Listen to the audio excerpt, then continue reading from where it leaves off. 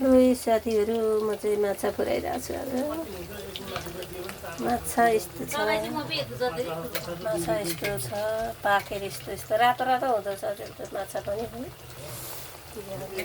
नपाकेको यता छ चाहिँ किन पकायो होला भनेर गाईहरूलाई खुल्दुल होला होइन। अब मेरो मम्मी चाहिँ 3 महिनाको उपचार क्रममा सन्चो अलिअलि भएपछि चाहिँ अब यो पहिला जमानामा के गर्थ्यो भने छोरी बुहारीलाई कोसेली बनाउँथे। अहिले चाहिँ अब उल्टो जमाना आयो। मेरो मम्मी चाहिँ 3 महिनामा बुवा भेट्न जाँदै हुनुहुन्छ गाउँमा घरमा, त्यो गरी माछा यो चाहिँ के भन्ने कोसेली है, बुवालाई कोसेली लिएर जानु लागिरहनु भएको छ मेरो मम चाहिँ। यस्तै छ।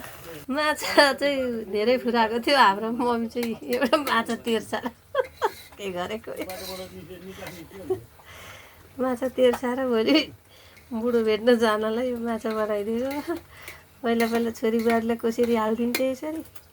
अन्त जमाना के आयो, बिरामी भएर 3 महिना थाला परेर अहिले अलिकति सन्चो भएर चाहिँ यसरी माछा टोक्दै मेरो छोरीहरूले यस्तो कोसेली बनाइदिए भने खुसी हुनु त छैन, रिसाएर बस्नु पर्छ।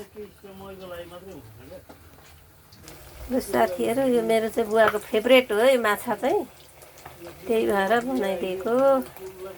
अब बुवा फुलिएर बम भएर बस्नुभएको एक्लै बुवाको 3 महिना भइसक्यो न। यो माछा लगेर बुवाको मुखमा तेल छाएपछि बुवा खुसी हुनुहुन्छ।